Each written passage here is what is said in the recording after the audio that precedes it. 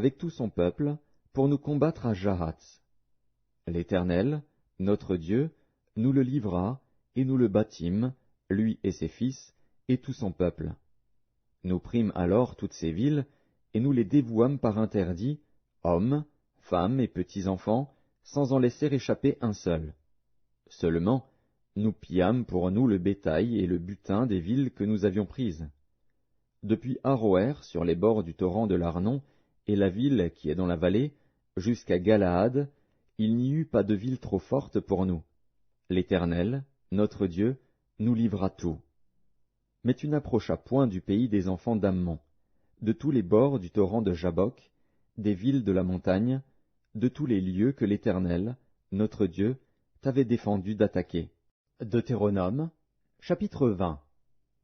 Lorsque tu iras à la guerre contre tes ennemis, et que tu verras des chevaux et des chars, et un peuple plus nombreux que toi, tu ne les craindras point. Car l'Éternel, ton Dieu, qui t'a fait monter du pays d'Égypte, est avec toi. À l'approche du combat, le sacrificateur s'avancera et parlera au peuple. Il leur dira, « Écoute, Israël, vous allez aujourd'hui livrer bataille à vos ennemis. Que votre cœur ne se trouble point. Soyez sans crainte, ne vous effrayez pas, ne vous épouvantez pas devant eux. Car l'Éternel, votre Dieu, marche avec vous, pour combattre vos ennemis, pour vous sauver. » Les officiers parleront ensuite au peuple et diront, « Qui est-ce qui a bâti une maison neuve, et ne s'y est point encore établi? Qu'il s'en aille et retourne chez lui, de peur qu'il ne meure dans la bataille et qu'un autre ne s'y établisse. Qui est-ce qui a planté une vigne, et n'en a point encore joui? Qu'il s'en aille et retourne chez lui, de peur qu'il ne meure dans la bataille et qu'un autre n'en jouisse. Qui est-ce qui a fiancé une femme, et ne l'a point encore prise?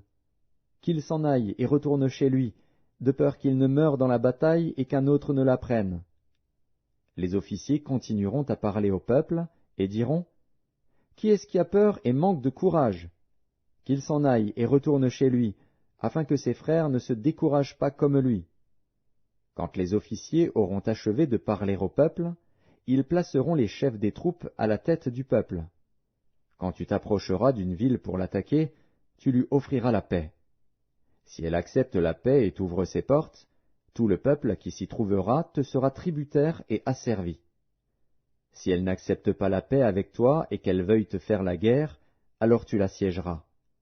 Et après que l'Éternel, ton Dieu, l'aura livrée entre tes mains, tu en feras passer tous les mâles au fil de l'épée. Mais tu prendras pour toi les femmes, les enfants, le bétail, tout ce qui sera dans la ville, tout son butin, et tu mangeras les dépouilles de tes ennemis que l'Éternel, ton Dieu, t'aura livrés. C'est ainsi que tu agiras à l'égard de toutes les villes qui sont très éloignées de toi,